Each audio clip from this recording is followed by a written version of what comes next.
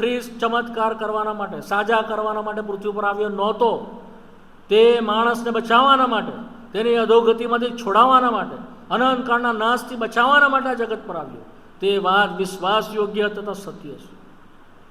એનાથી મોટી કોઈ સત્ય નથી. હા, તેના દ્વારા આપણને સાજાપણું મળે છે, તેના દ્વારા આપણામાં ચમત્કાર થાય છે આપણી જરૂરિયાત પ્રમાણે, બટ નોટ ફર્સ્ટ. પહેલાં નહીં. પહેલાં સૌથી પહેલી પ્રાયોરિટી છે તે આપણને બચાવે.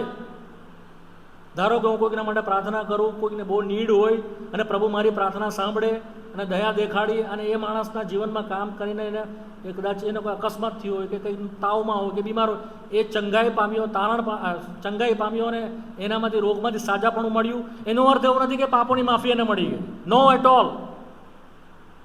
પ્રભુએ મારી પ્રાર્થના સાંભળી છે, પ્રભુએ મારી અરજ સાંભળીને તેના હકમાં કર્યું છે.